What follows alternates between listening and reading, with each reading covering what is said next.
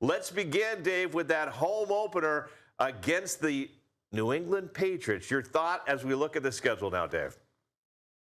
Yeah, I mean, I thought that maybe they wouldn't do that because of all the distractions, which I won't talk about right now. So yeah, that was kind of interesting, but yeah, I think it's a great way to start off the season, and it's kind of interesting because I think they're going to drop the banners and everything right there in front of the Patriots, who they just whooped in the Super Bowl. So you got to love that if you're a Seahawk fan. I'm sure it's going to be loud in that building. So yeah, I like the idea of starting off with how you ended.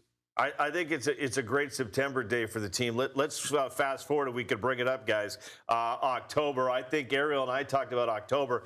Could be an interesting month for the Seahawks. Dave, your thoughts? They get the Chargers, the 49ers, the quick turnaround to Denver. Ariel covered the Broncos. You played for the Broncos. You know that fan base. And then you get the Chiefs. Your thoughts as you look at October, Dave?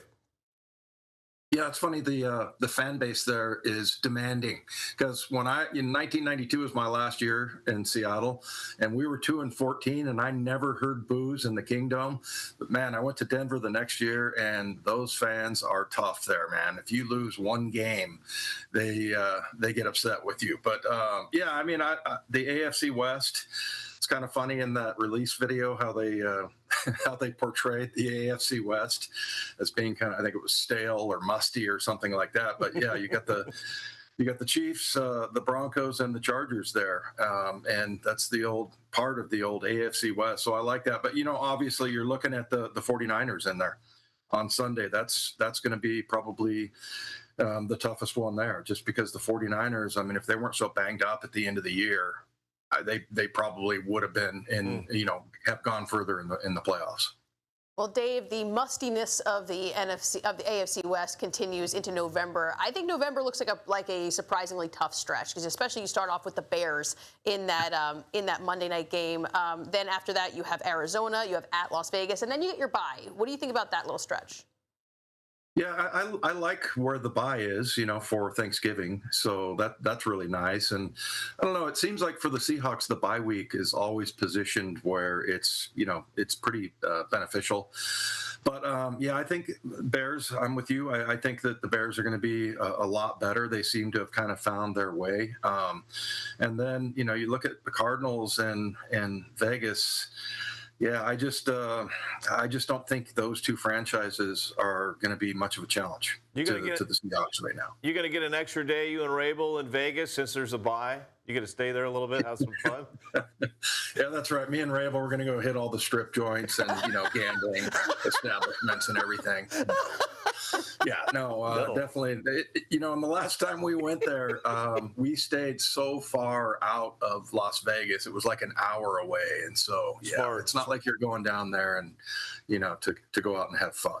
Well, Dave, you don't have to go all the way to Vegas to get your favorite strip joint. You can come join us here at King 5, and we got one right across the street. We'll really make you feel welcome. Oh, my. All right, let's get... Yeah, I'm sorry. I don't know where that came from. I have not thought about a strip joint in probably since I was like 17 years old. So anyway. And Dave, thank you for that, Dave. I have not either. Let's move on quickly, if we can, to December. And I'm already in trouble, Dave, on this show because I said, "What's wrong with the Philadelphia Eagles fans?" And Ariel, she's a big Eagles fan. She grew up there. When we look at this month, the Dallas Cowboys coming to Seattle. You get the Giants in Seattle, and then a Saturday showdown in Philadelphia against the Eagles. Another tough stretch, I think, here for the Seattle Seahawks, Dave. Yeah, no question. And yeah, Philly, I think, and I heard you guys doing your predictions and, thinking that probably that's going to be a tough one to come out of Philadelphia with a win. Yeah, I don't know, man. The Giants and the Cowboys really don't scare me. I mean, I think the NFC is way better than the AFC. If you look at the opponents, even Carolina, they played the Rams pretty tough in the playoffs. So yeah, I think this is going to be a pretty tough stretch with Philly. I don't know about the Cowboys and Giants, like I said, but you got Philly, the Rams, at Carolina, and the Rams again. And then I know that last game is kind of to be determined as far as the time and everything, but I just think it's going to be, somebody mentioned this though, the Rams being those two games being that close together. If you have an injury and, that's a short span of time, because sometimes, you get guys back off of the injured list to play your best teams or your best opponents.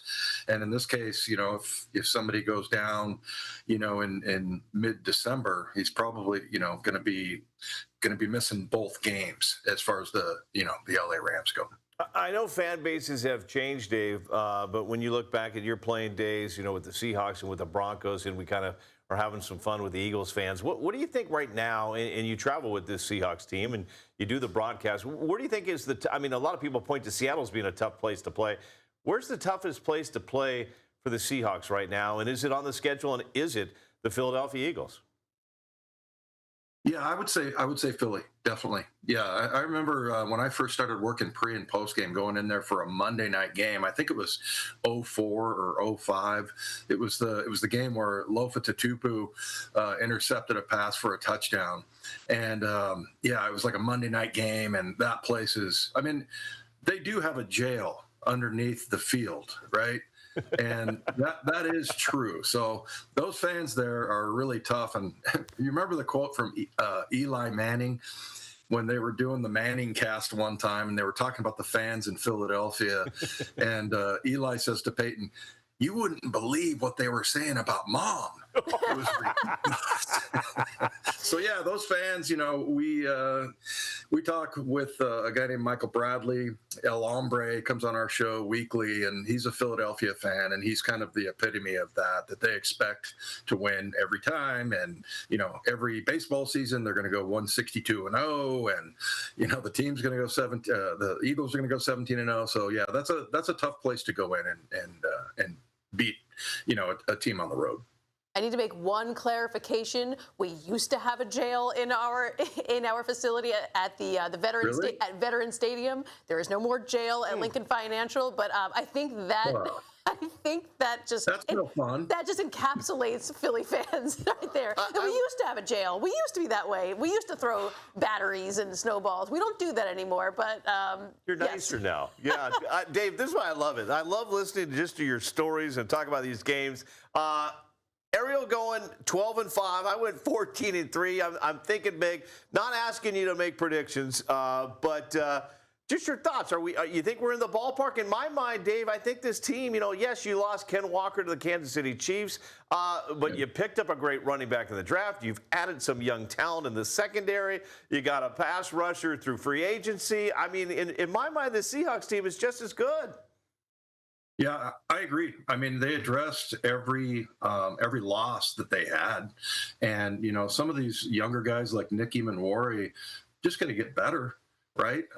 So yeah, I some of the young guys, like, we'll see what happens with Bud Clark and Julian Neal. I really hope those guys can chip in a little bit. Maybe Bo Stevens, presses Anthony Bradford a little bit, but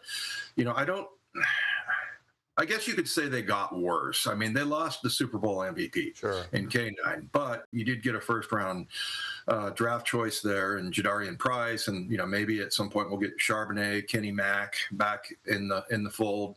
So I feel like they've addressed every loss, and that they're just going to get better. So yeah, to me, I think they're probably going to lose 2 games. And those would both be against NFC West opponents. So I'll go ahead and just be the guy that goes over the top. I'm going to go 15-2. Oh, I love it. The thing is, though, it's not that over the top. Like, it could really be anywhere from the 12 to 15 wins. Yeah, we could. We could easily say 17-0. I'm not going to do that right now, though.